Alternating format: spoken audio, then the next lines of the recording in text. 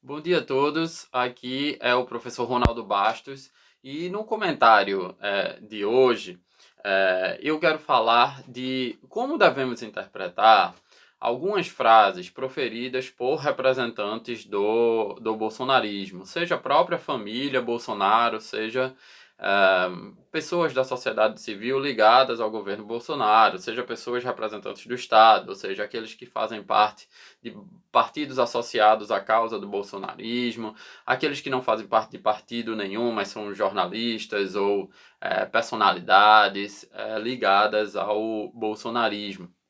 E quero defender do mesmo jeito, a análise política tem que ser feita do mesmo jeito, com as mesmas cautelas, em que se faz a análise jurídica, né? Quando eu venho falando para vocês várias vezes que a análise jurídica não pode se pegar, pincelar uma frase ou um depoimento e achar que aquilo é em si verdadeiro ou falso. É preciso analisar o conjunto daquilo, o contexto daquilo. Mesma coisa relativa às frases dos bolsonaristas, né? Em que são frases um tanto mais diretas, só que outras frases são bem ambíguas, bem subjetivas, que serve para uma função, isso não é à toa, né? Serve tanto para a função de inflamar a, a militância bolsonarista e também dá a possibilidade de se desculpar no outro dia, como eles sempre fazem uma frase de efeito num dia e no outro dia está se desculpando, dizendo que ninguém entendeu a frase. Ontem, se vocês se lembram, eu gravei um vídeo falando das ilegalidades desse inquérito das fake news que corre no Supremo Tribunal Federal e houve uma série de reações a esse procedimento do STF, né? O Eduardo Bolsonaro falou em uma live do Terça Livre, do Alan dos Santos, que também é resultado, né? Ele também é investigado nesse inquérito, dizendo que a questão da ruptura não é se vai acontecer, mas quando vai acontecer. Então, o que significa essa ruptura? É uma ruptura da democracia, né? Ou que tipo de ruptura está sendo falada? Bolsonaro fala que o nível de tolerância dele acabou, que é o último dia, ele vai usar as armas da democracia, né? Que armas são essas que ele considera que possui? Anteriormente ele falou que as Forças Armadas estão com o povo. Então, são frases um tanto subjetivas, em que a interpretação que tem que ser feita dessas frases é um conjunto, analisar o contexto, né, dessas frases. E o que eu vejo logo em primeira mão, é que o Jair Bolsonaro e o bolsonarismo, eles não estão enfrentando adversários políticos. A gente não vê o Jair Bolsonaro, o Eduardo Bolsonaro, todo o clã Bolsonaro e aqueles que se filiam a esta corrente enfrentando um partido específico, né? Eles mal falam hoje do PT, eles mal falam da esquerda política, né? O que nós vemos, e isso é muito grave, é o bolsonarismo enfrentando instituições, né? Então, o bolsonarismo, ele fala mal e diz que tem que acabar a imprensa. Já teve essa fase e ainda vira e mexe tem essa fase. Em outro momento, o bolsonarismo se opôs ao Congresso, né? Do mesmo jeito que agora está se opondo ao STF.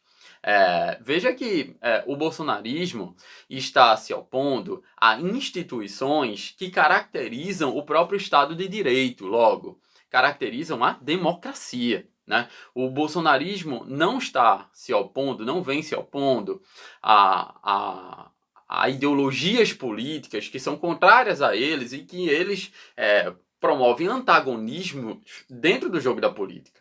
O bolsonarismo está se opondo ao Congresso, ao STF e à imprensa, que são, junto com o próprio executivo, são basilares da própria noção de Estado de Direito. Então, é com esse conjunto que tem que se interpretar as frases ambíguas do bolsonarismo. E aí eu fiz uma respectiva de frases que foram proferidas pelos bolsonaros, pelo clã Bolsonaro, que nos ajudam a interpretar essas frases que são ambíguas, né? Bom, em primeiro lugar, Jair Bolsonaro, ele foi um franco opositor dos direitos humanos. Ele colocava Forças Armadas de um lado versus direitos humanos. Já falou, inclusive, enquanto era deputado, várias vezes que o Congresso deveria ser fechado, né? Isso tem vídeo dele falando isso. Não é uma coisa que pode se induzir ou não do discurso dele. Se a gente pensa no voto dele do impeachment, eu fui nos anais da Câmara dos Deputados e extrair o voto dele do impeachment, é um voto que ele elogia a ditadura, é um voto que ele elogia um ditador em específico, um torturador específico. Vamos ver o voto. Nesse dia de glória para o povo brasileiro, tem um nome que entrará para a história desta data pela forma como conduziu os trabalhos dessa casa. Parabéns, presidente Eduardo Cunha. Eduardo Cunha, vocês sabem, né? Condenado na Operação Lava Jato. Perderam em 64, perderam agora em 2016 pela família e pela inocência das crianças em sala de aula, que o PT nunca teve, contra o comunismo, pela nossa liberdade, contra o Foro de São Paulo, pela memória do coronel Carlos Alberto Brilhante Ustra, o pavô de Dilma Rousseff, pelo Exército de Caxias, pelas Forças Armadas, por um Brasil acima de todos e Deus acima de todos, por um Brasil acima de tudo e Deus acima de todos, o meu voto é sim. Veja que ele faz, no seu voto do impeachment da ex-presidente Dilma Rousseff, ele elogia um torturador. Ele elogia a ditadura de 64. Ele elogia um regime que é antidemocrático, como toda ditadura é antidemocrática. Então, é essa história, essa linha da história que tem que ser analisada quando vamos analisar hoje frases ambíguas. É claro que todos têm direito a mudar de opinião. A questão é, será que eles mudaram mesmo de opinião?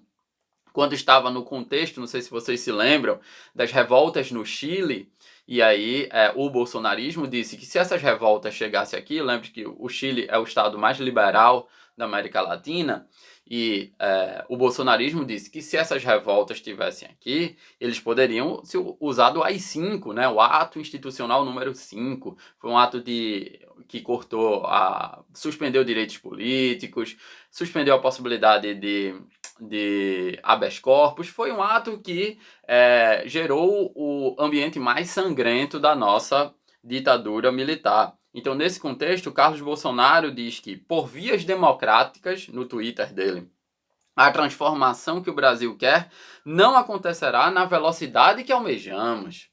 Veja que é possível que, obviamente, como eu disse, o bolsonarismo fala e depois desmente o que falou. Carlos Bolsonaro depois veio a público e disse que ele não estava pregando a ditadura. O que ele estava pregando, dizendo é que por vias democráticas é complicado chegar na velocidade. Mas será que é isso que ele estava em mente que ele tinha em mente quando ele escreveu isso?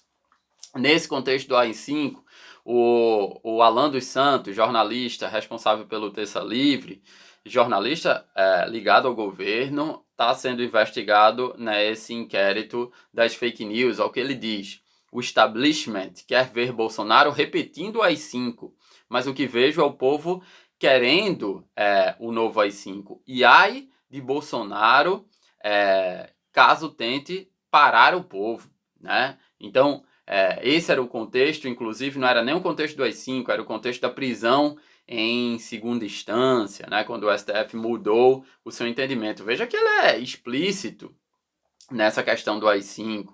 Olavo de Carvalho, o que é que ele falou? Só uma coisa pode salvar o Brasil, a união indissolúvel do povo, presidente e forças armadas, nesse contexto do AI-5. Alê Silva, deputada da ala bolsonarista também. Hoje o tema é AI-5. Pois bem, quando ele foi instituído, nós vivíamos à mercê de uma esquerda terrorista, que se encontrava infiltrada em todos os segmentos da sociedade. Se esse estado de guerra voltasse, talvez realmente não iríamos ter outra alternativa. Que outra alternativa? Promulgar, impor um novo AI-5, um novo regime sangrento. né? Essa é a minha interpretação. General Heleno, que disse que, recentemente, disse que se o Supremo mandasse apreender o celular de Bolsonaro, consequências institucionais imprevisíveis chegariam. Aí você fala, olha, ele não quer dizer uma ditadura com essas consequências, crises institucionais imprevisíveis, né? Mas veja o que ele disse no contexto do AI-5. Se falou, ou seja, sobre o AI-5, tem que estudar como fazer, como vai conduzir. Acho que se houver uma coisa no padrão do Chile, é lógico que tem que fazer alguma coisa para conter, mas até chegar a esse ponto tem um longo caminho. Ou seja, ele já está pressupondo o AI-5, ou algo parecido ao AI-5, e já está pensando como instrumentalizar isso, né? O próprio Eduardo Bolsonaro, anteriormente às eleições, falava que basta um cabo e um soldado para fechar o Supremo, né? Ou seja, combatendo as instituições da democracia. Não está combatendo nenhum partido dentro do jogo democrático, né? Está combatendo as instituições. Veja o que o Eduardo Bolsonaro fala nessa live no Terça Livre, agora, recentemente.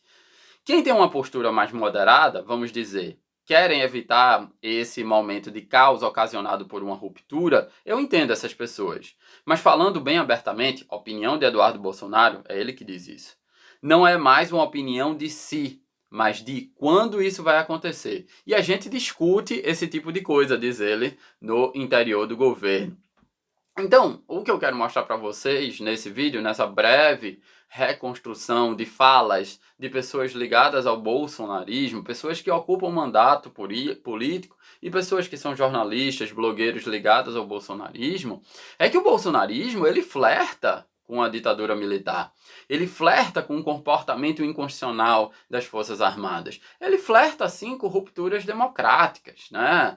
Então, apesar de eles falarem sempre de improviso, e o improviso é sempre uma desculpa para depois dizer que a gente não deve levar em consideração o que eles falaram, porque a fala era de improviso, que não era isso que eles queriam dizer. Eles sempre usam palavras muito ambíguas, mas como eu mostrei aqui, em algumas ocasiões eles foram direto ao ponto e disseram: queremos AI-5, queremos ditadura, queremos forças armadas.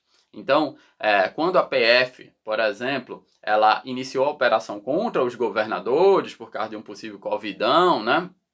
Ilicitudes em procedimentos licitatórios, tudo bem. Mas quando a PF ela age contra os bolsonaristas, a PF está atacando a liberdade e nós vamos contra o sistema. Eu deixei de fora uma série de afirmações e frases de bolsonaristas, como daquela jornalista que disse que ia na casa, ia descobrir onde o ministro Alexandre de Moraes frequentava e ia descobrir quem eram as empregadas do ministro Alexandre de Moraes. Para que descobrir quem eram as empregadas? Ela está querendo envenenar Alexandre de Moraes? Está querendo saber a rotina dele de casa, né? Então, é preciso analisar o conjunto das frases, e se agora temos um momento em que o Bolsonaro diz que não falou nada disso, traz bandeira branca, daqui a pouco ele está atacando de novo. Ele está a todo momento esticando a corda da ruptura democrática, e quando se estica a corda, começa-se, se volta ao diálogo, se volta ao debate a partir de onde a corda foi esticada, e o debate está sempre prolongando, sempre se tornando cada vez mais autoritário, né? Concordo que todas as instituições estão passando dos limites, mas dizer que o bolsonarismo é favorável à democracia para mim, pelo o conjunto da obra, isso eu ficaria muito surpreendido se eles fossem mesmo favoráveis à democracia, né? Me parece, pelo contrário, que o bolsonarismo, eles acreditam que a democracia o presidente que foi eleito pode fazer tudo sem nenhuma espécie de controle dos outros poderes. E não é assim que funciona uma democracia, onde temos uma divisão do exercício do poder. Beleza? Até uma próxima.